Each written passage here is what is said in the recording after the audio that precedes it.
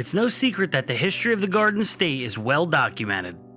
With villages and settlements popping up as early as the 1600s, it only makes sense that New Jersey would have some of the oldest towns in America.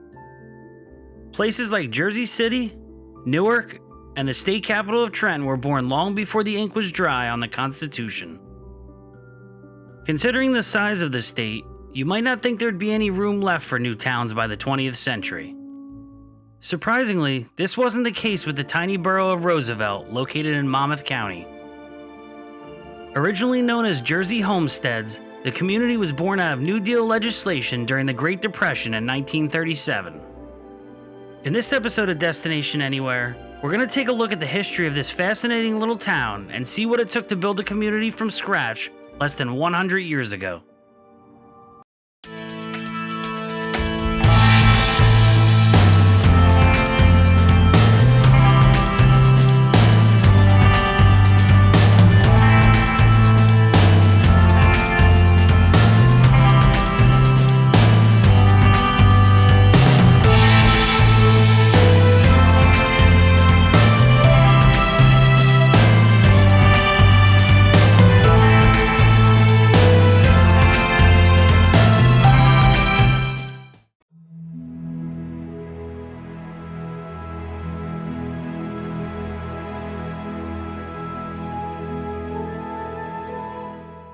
To tell the story of Roosevelt, you have to go back in time to the 1930s when America was still locked in the grips of the Great Depression.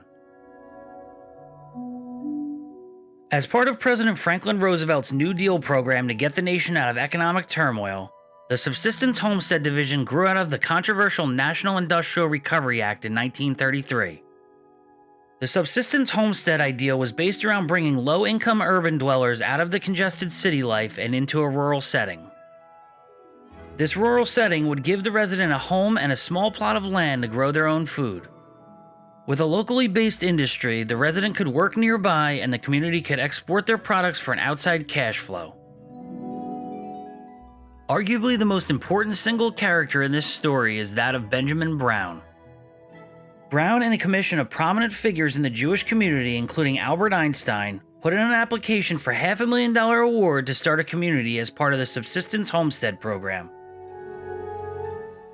By the end of 1933, the group had secured the startup costs and were able to purchase the land that would later become Jersey Homesteads. At this point, Brown's commission could start taking applications for community members. Aimed strictly at Jewish garment workers, the community saw 200 applicants to put $500 down for a plot of land, which would help raise more capital for the project. Over the next couple years, the oversight of the project would move in different directions and enthusiasm would wane as delays and construction issues popped up.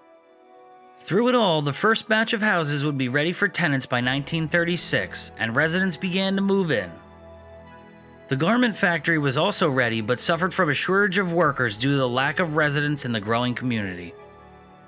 As the number of settlers increased, the factory, which made women's coats and hats, would produce more and more clothing to be shipped to New York for sale. The rural setting of the factory drew the ire of David Dubinsky, president of the International Ladies Garment Workers Union. Dubinsky was outspoken about his thoughts that the Jersey Homesteads co-op model was bad for the labor movement. Initially believing it would steal garment jobs from New Yorkers and be outside the union's physical reach, Dubinsky's union eventually settled with the workers on a deal that was mutually beneficial.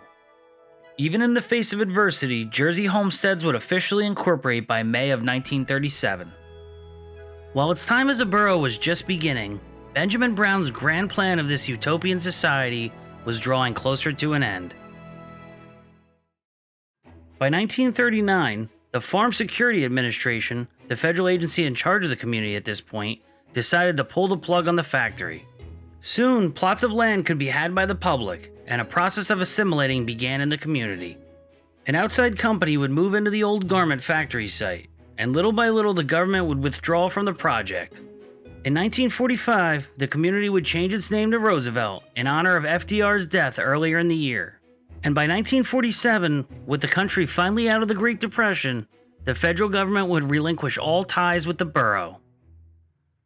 As the post-war years went by, Roosevelt stayed mostly unchanged, yet began to attract artists of all type to its close-knit community. After artist Ben Shahn painted this mural in the Roosevelt Public School depicting the plight of the settlers, he decided to relocate his family to the community permanently. Eventually enticing other artists, Roosevelt became a haven for painters, photographers, and others in the fine arts. Today, Roosevelt looks much like your average small town.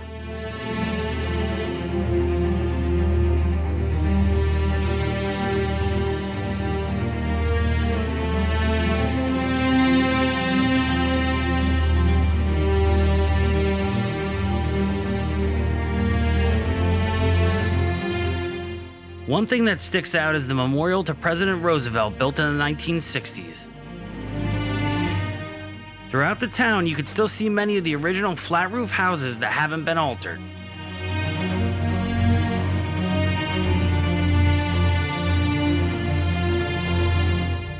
While the fundamental cooperative plan didn't last long at Jersey Homesteads, the experiment succeeded in creating a permanent community removed from the plight of urban livelihood. As one of numerous New Deal projects that can still be seen today, it joined the National Register of Historic Places in 1983.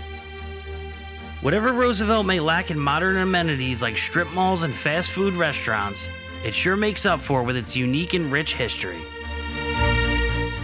That's all for this episode of Destination Anywhere. Don't forget to follow me on Twitter, Instagram, and subscribe to the Mickey Shuffle on YouTube.